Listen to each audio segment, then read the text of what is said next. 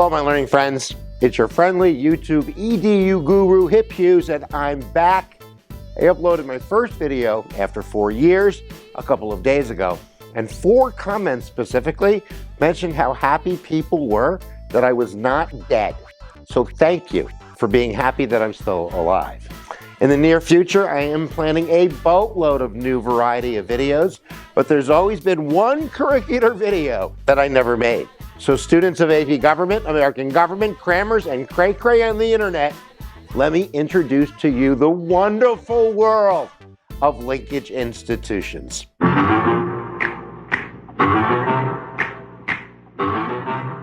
So before we dive into examples of linkage institutions, it's probably a pretty good idea to know just what the Jiminy Crickets they are. Not unlike a chain-linked fence, like one behind your house. Please do not think of like a high security prison, But linkage institutions are the connections or the channels where citizens communicate with the government. And this could be your local government, your state government, or the federal government. Yet there are no linkage institutions which connect us with the interstellar Galaxian government yet. And vice versa, it's a two-way street. The government also now has a way to connect with us, we the people. They have always played a key role in our political system, and their intentions have in the past been to promote democracy. Me worry a little bit these days about they might be having the opposite effect. But okay, yada, yada, yada, yada. There are 4 examples you need to know for test day for linkage institution. Drum roll, please. And they are. Cincinnati, WKRP.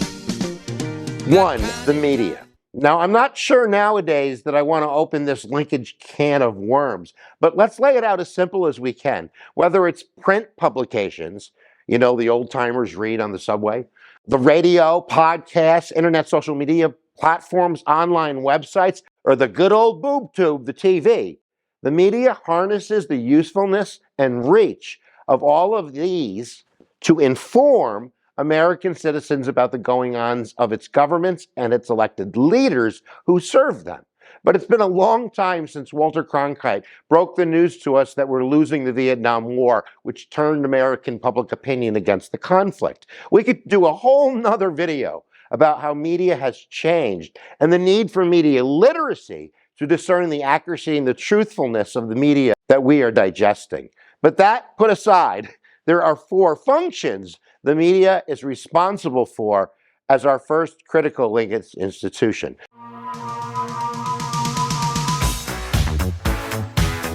I am the keymaster. Does anybody know where the gatekeeper is? Sorry for the Ghostbuster reference, but that's the first characteristic. Being a gatekeeper for information means determining what content is reported to the public, and it also means that media is responsible for holding the government accountable for its actions.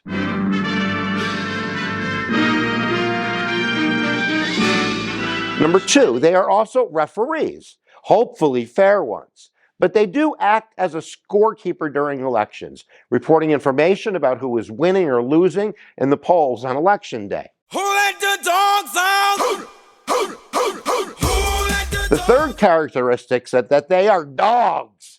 More specifically, they're supposed to be fair, neutral watchdogs, reporting on scandals, corruptions, and other potentially questionable activities by government officials. And the 4th characteristic is they should also have the ability to convey information to us, we the people, about which candidates are running for offices, what their platforms are, what their IDs are. All right, let's go for the second example of a linkage institution.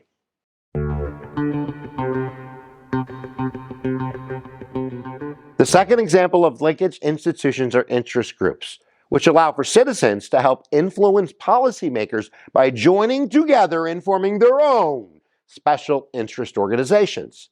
Then they work to get policies passed that favor their group's mission. Members of interest groups seek to influence passing and blocking legislations, and sometimes they even write legislation and then they bring it to their favorite legislatures. And of course, they also help to influence presidential decisions. Now, while the selling point is they focus on issues that are important to the United States, they really are focused on issues which are beneficial to their own members and their own views and their own values.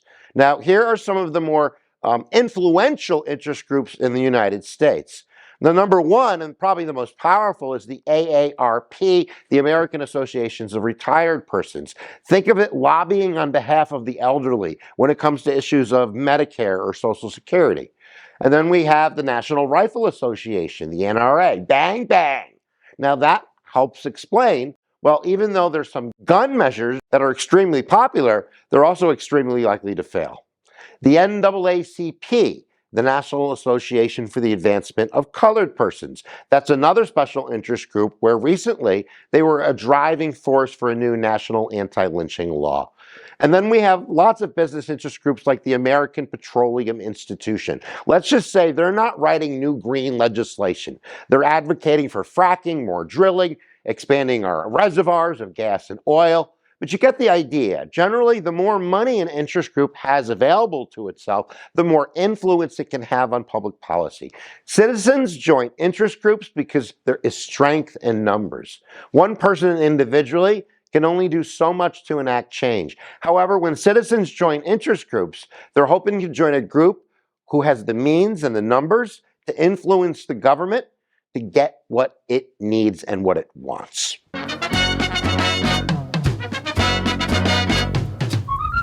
The third example of a linkage institution are political parties themselves. Yes, Charlie Brown, political parties are linkage institutions. But yes, the third example, political parties, allows us, the people, to influence policy through winning elections by joining political parties. Citizens join political parties to connect themselves with interests that align with their own. And yes, political parties inform us, we the people, by publishing platforms which list their objectives. Now, you're not always going to get fair and balanced information when you're walking this chained fence, but nevertheless, it is an example of a linkage institution. Are you ready for one more, pretty please? Can we just do one more? Now take a deep breath and stay with me.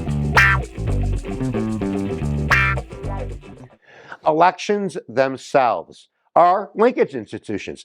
It's pretty simple. Elections connect us directly with our government by needing the majority of our votes to obtain power. In most of our examples, we're sort of powerless at the whim of our chosen media outlet, the party we join, who's the president of the NRA. But this ain't North Korea, baby. So whether you are voting for your local dog catcher or the president of the United States, elections serve as linkage institutions by directly connecting we, the people, with the entity that we create or we destroy at the ballot box, our government. There, we did it. And I'm not dead, and I hope you're not either. Thank you as always for tuning in, and here is where you want to earn some good karma points and subscribe with notifications, like, comment, share, sing the praises of HipHughes from the rooftops. Just make sure you do it on a one-story dwelling. I don't want anyone to get hurt. And as I always end, I remind you, my learning friends, that where attention goes, energy flows, and I wish you and your circle love and light in your lives. And I'll see you the next time that you press my buttons.